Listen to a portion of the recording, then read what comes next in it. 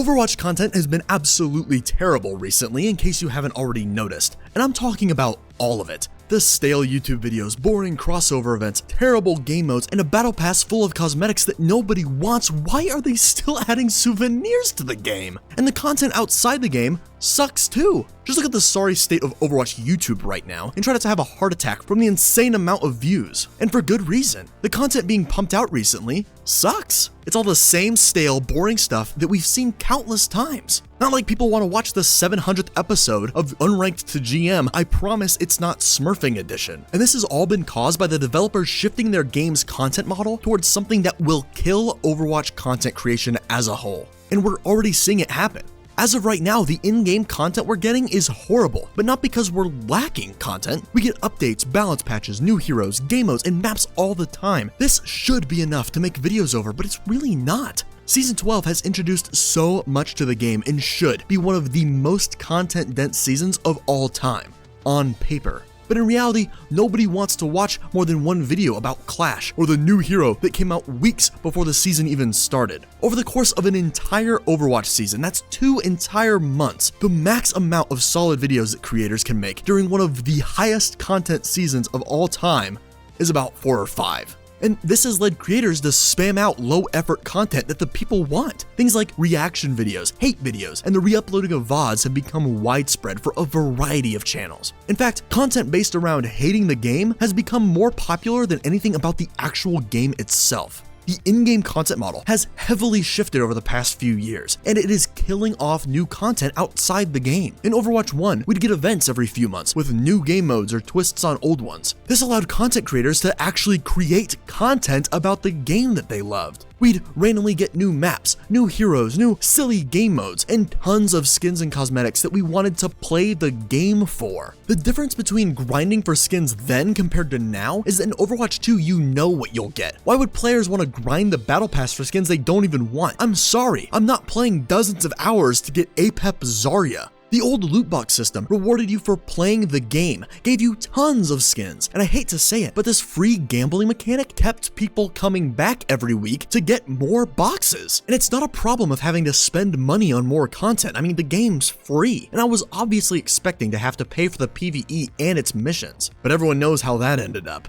I know for sure that creators were frothing at the mouth in anticipation for the years of free content and hundreds of video ideas that PvE could have given them. Ideas like silly strategies on missions, content creators playing with one another in something that isn't ranked, or videos about the best ability loadouts could have been widespread. But now we're stuck with new skins in the shop every now and then. And while making this video, they came out with the anniversary event that just proves my point. A bunch of full-price skin recolors don't count as content. Back in Overwatch 1, videos on older events would make you go, man, I want to hop on Overwatch, play with my friends, and earn some new cosmetics. But now the in-game content that we're given aren't things we have to earn, they're things we have to buy. When I saw a new event in Overwatch 1 like Retribution, or even new game modes in Junkenstein's Revenge, I'd tell my friends to hop on. We gotta beat it on Legendary and get on the leaderboard. But now I see new events and say, okay, how much is the bundle gonna be this time? There's just no substance anymore, and it's leaking into the content and videos of people who love the game and its community. But the video quality of creators hasn't really gone down. They still put tons of effort into ideas, thumbnails, and editing, but there's only so many videos you can make if the newest content is a crossover with a single skin bundle. Speaking of crossovers, they're terrible. The events that could be made around these skin bundles could be insane. I was so hyped for the first crossover Overwatch did with One Punch Man, and then realized it was just a few skins. But imagine a PvE game mode where you got to play as the heroes and go around defending the city from Omnix. Imagine zooming around the map as One Punch Man Doomfist, one-shotting huge enemies, or walking around as Genos Genji blowing stuff up. And I know for sure that stuff like this is possible with the terabytes of unused assets from the PvE graveyard. And this example is just one thing. Imagine if they actually put effort into crossovers instead of just giving the art team a list of characters they wanted skins for. And let me be very clear, this isn't about how the creators are letting us down, it's how Overwatch content has become so boring that it's forcing YouTubers and streamers to move away from promoting their game and instead move towards hating on it, reacting to other people's videos, or leaning towards content based on personality instead of the game itself, which is fine, but it just proves that the audience is there to watch their favorite streamer play, not to watch their favorite streamer play Overwatch. And tons of Overwatch creators have already given up and shifted their channels towards other avenues. And even Even more creators have claimed that they'll be moving to other games like Marvel Rivals or Deadlock once those are released. But how can we even solve this problem of the Overwatch team not giving us updates that can actually be made into content and actually have substance to them? Well, we do know that the developers listen to the community, and with 6v6 coming back soon, there's definitely some hope on the horizon. Creators can revive old tank duos and make tons of content about how 6v6 is so much better, but then what? There are so many things that this game could do to start helping creators make better content for the community right now. Listen up, Overwatch team.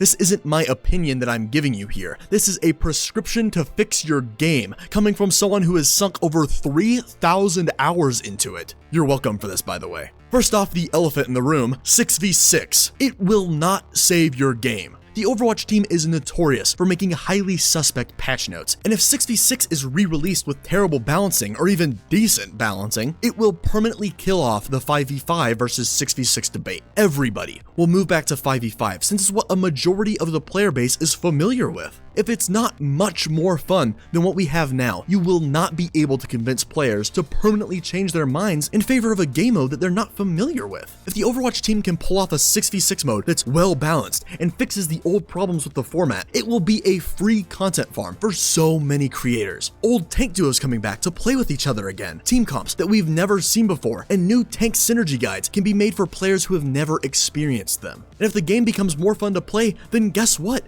People will play it more. So many creators are getting burnt out from this horrible format, and this change to 6v6 will have to be good, or it'll be the final deciding factor for tons of players, including myself. And as I said before, there need to be actual events that come with crossovers. Logging in and seeing a single skin bundle doesn't make me go, man, I really want to play Overwatch and buy more skins. We get events all the time for new seasons, but have you ever actually heard someone go, man, I sure did love Star Watch, I can't wait for Bonebreaker to come back? Start making events that are actually fun and take effort to make. I know you guys are making so much money off of these skins. The least you could do is give us fun PvE events when you have cool crossovers like for One Punch Man or Transformers. You know what? Here you go, Blizzard. I'll give you some ideas. The previously mentioned One Punch Man game mode. Run around as Doomfist one-punching Omnics or monsters to protect payloads or civilians or something. Run around as Genos Genji blowing apart enemies, or as Tatsumaki Kiriko blasting away the bad guys. And if you give these skins more unique voice lines or sound effects, and you can try them out in a cool PvE game mode, guess what'll happen? More people will buy the skins. Now, one of the more unrealistic paths that Blizzard could take for adding more content to the game that's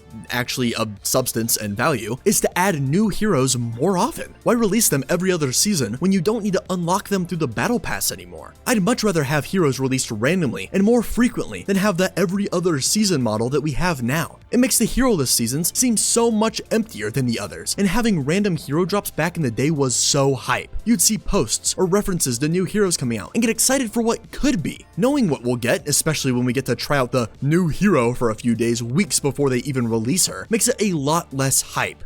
And on top of that, the new heroes don't even get cinematics anymore. Remember character development and lore?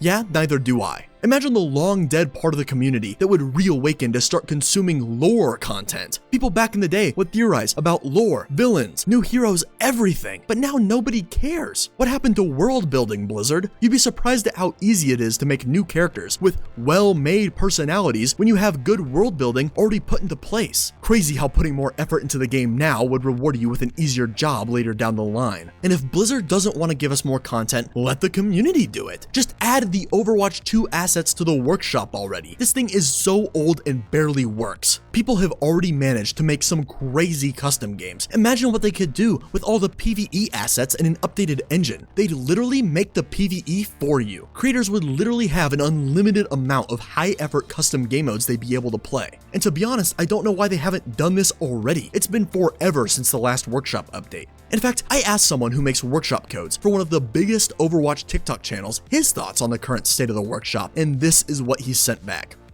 So make of that what you will. Oh, and remember that one community-made map that was shown to us a year and a half ago? Yeah, don't worry, neither does anybody else. Imagine if Blizzard gave the community a tool that let them make and share maps for the workshop. Combine this with an updated engine and assets, and it would give so much free content to creators and the community that it's insane. And finally, the best way to motivate Overwatch YouTubers and streamers alike, something that they all enjoy, something that'll bring back old creators, inspire new ones, and keep people playing the game.